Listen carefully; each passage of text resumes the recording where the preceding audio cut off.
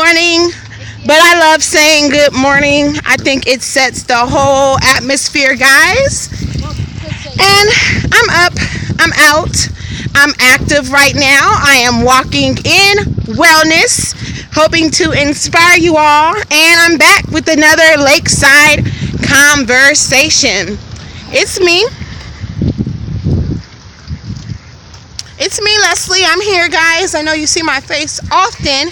And I just wanted to share some of my surroundings and go ahead and talk to you all. Hello, Riri. How are you today? Let us know. And this is just another Lakeside conversation with Leslie Priest. And I didn't know how to go about saying this, so I'll just go ahead and discuss when I was 16 and pregnant. That's right. I was 16-year-old. And I was pregnant. I didn't know what to do. And so this is a story I have to tell my children regardless. And this is something that I'm not ashamed about. But I was young once. I was dumb once. And I had no clue at all. Okay, guys. And when I got pregnant, for one, I didn't even have penetration to get pregnant. That's just how much we didn't know what we were doing. Just young, experimenting.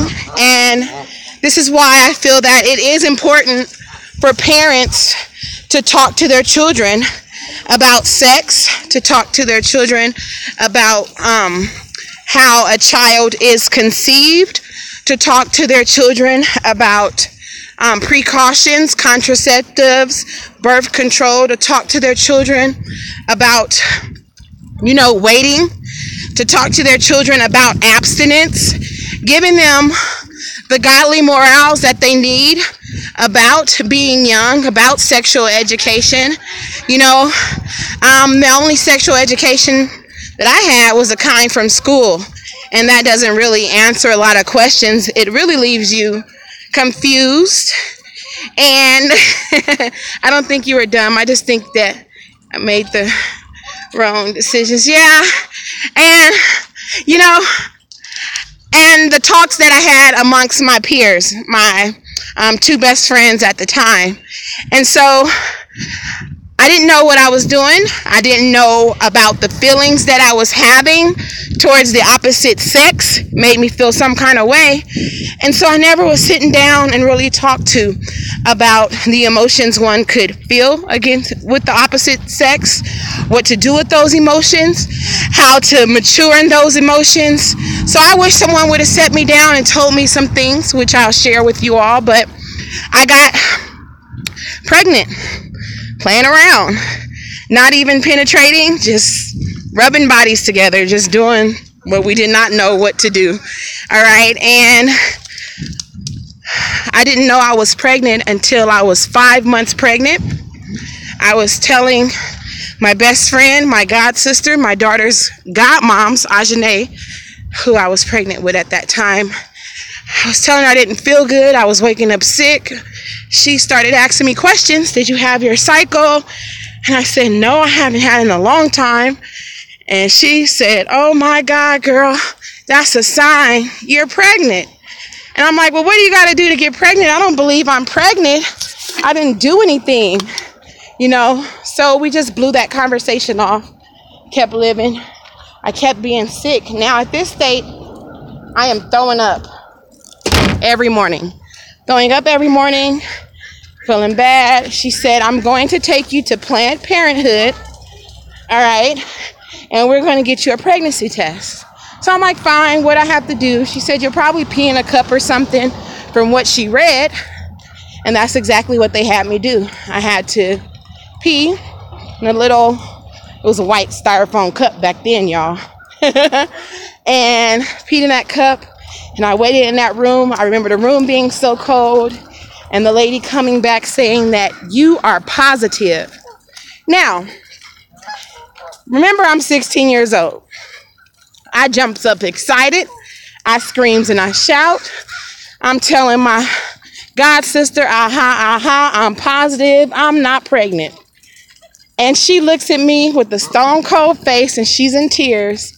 And she said, girl, you pregnant.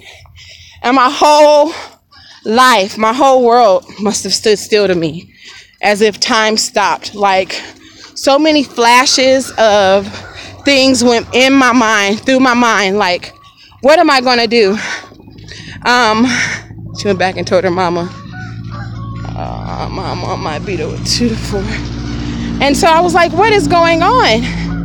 I can't be, and the first thing I thought after that was, oh, I'm going to get in trouble. I'm going to get a spanking. I'm going to get a whooping. And how I didn't want to tell, because I knew how my family were. I just knew I would get the beating of my life. And so I was scared to tell. And I remember her saying, well, we have to tell, you're further along. And I remember there at Planned Parenthood, they're asking me, do I want to keep the baby? And in my mind, I'm looking at this lady like, do I want to keep the baby? Are you crazy? Like, what else would I do with the baby, And so she said, well, there are options with my age, and I'm scared to tell my parents. And I was like, what? For one, I love children. For two, I felt like I was always alone. And then I started thinking this was a good idea. I'm 16. I'm like, yay, I could raise a family. Didn't know nothing about what it took, how much money it took to raise a baby. Didn't know nothing about the cost of diapers. Didn't know nothing. But I know I need to sit my fast tail down. So that night we had to go tell my mom. And guys, my grandmother raised me. About to celebrate her 81st birthday. So she's older, for wisdom. And I go to tell her what's going on. And she looks at me and she say, you ain't got to tell me you're pregnant. I've been new. I was waiting to see how long you was going to tell me. And I couldn't believe it. I was like, oh my goodness, what's going on? I told my aunt. And she wanted me to just not have the baby. She didn't want me to mess up my future.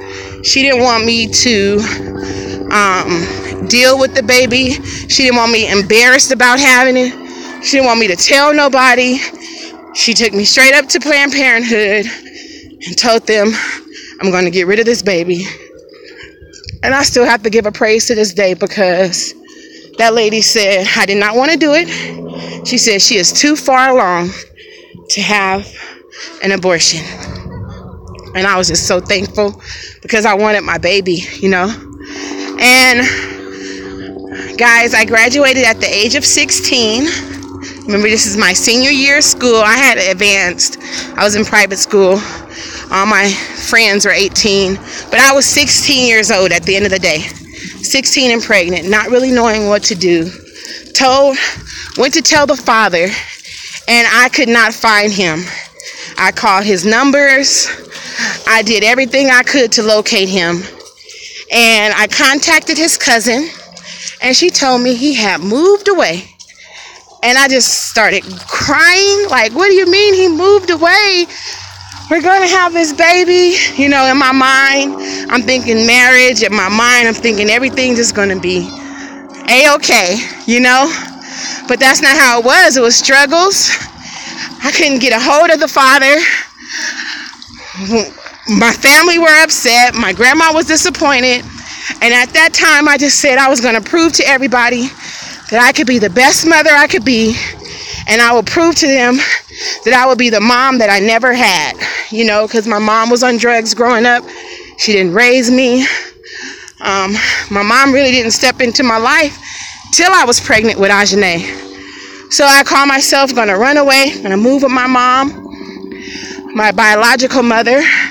And by this time, she had cleaned her life up, and she was over a rehab center helping other women to clean their life up. So I moved with her. I got a job. I was working. I was cleaning bathrooms. That didn't work out, so I came moving back. And then I moved in with my cousins. Come on. Then I moved in with my cousins. And that was the best move I could have ever made. My cousin employed me. I was learning how to be a woman at the time I was pregnant. I was learning at that time how to carry myself, how to care for myself, how to make the little $100 I made a week stretch for me, to make sure I was able to eat, make sure I was able to get back and forth to where I needed to be. And life got really hard. I decided to move on from there because I felt that I couldn't make my own decisions, and I needed to make my own decisions at this point in my life. So I made a major move. I contacted the father again. He had moved back into the town, and I said, we're going to live together. We're going to raise this baby. And that's where life started. I didn't know what to do. I really didn't know. All I knew was I wanted to go to school. I wanted to pursue my education. I wanted to get my degree. I didn't want things to stop. And I didn't want people to say, oh, she's going to be a nobody because she's 16 and she's pregnant. You know, I had to get all these strange looks because I was young with a huge belly. You know, I was talked about at the church I was raised up in. You know, I was trying to wear big clothes. I was trying to hide it, you know, just so I wouldn't be looked at crazy. It was the hardest part of my life. But through faith, through prayer, through me going to church, I got stronger and stronger, you know. And I didn't know that one day I was at the same godmom's birthday party. We were just hanging out, being youngsters. I went to labor. I didn't know my water broke. I thought I peed on myself. I tried to hide it. And I just remember having pains, back to back pains. And I was supposed to have my baby at Kaiser. Ended up going to Highland Hospital in Oakland, California. And they had to move exceedingly fast because Ajane was losing oxygen. And so, guys, life has got real. You know, I have to tell it in a different story of the things that I endured after I had her, because I want to stay on the subject of being 16 and pregnant. I didn't know about any welfare, so I didn't get on welfare. I didn't know about agencies that would help. I didn't know anything, but I needed to work to support my kids. A few family members owned companies that I worked at. I would work, and my check would come and go. Them diapers, oh my goodness, they're not cheap, okay? Them diapers cost, the formula cost. I couldn't breastfeed her. I didn't know what I was doing. Every little thing that she did, I was scared. It was a scary experience, you know. I didn't get sleep at night because it seemed like she was up all night. And during the day, I was working. So I was tired. I was exhausted. And I was so unexperienced, but I learned day to day. And so I hope to encourage teenagers out there to wait, you know, that if you can't wait on your emotions and you just have to be with another person, that it's protected, because there's a lot of things that goes on in this day and age.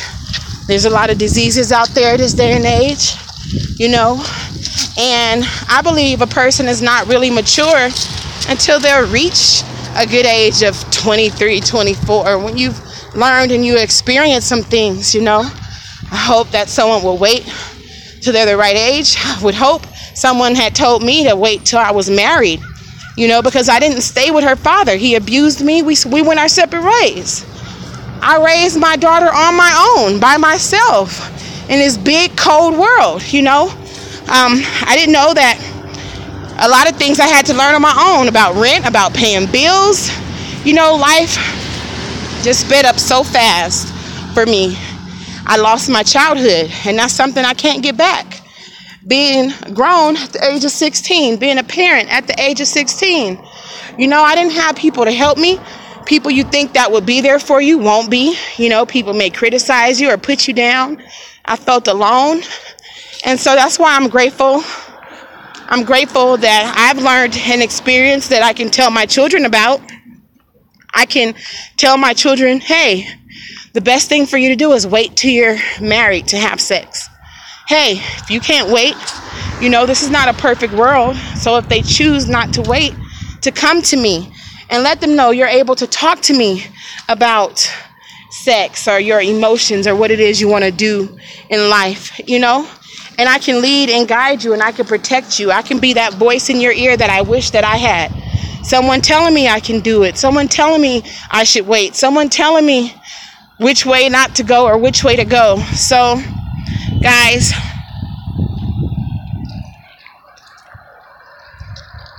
I want you to know that, no matter your decision, you have God. No matter your decision, there's ways to go about doing things properly. Don't try to go out there and do things just because your friends are doing it. Don't try to go out there and do things because you think you're grown. You're not grown. You are not grown. Slow yourself down. You are a teenager. Live your life. Finish school. Write out your goals. Stay determined. And do what you need to do to make your future a success. A child will slow you down. A child will... It takes food to feed a child. It takes money to raise a child. You'll need diapers. You'll need clothes. You'll need stability. You'll need a roof over your head. You'll need so much to do.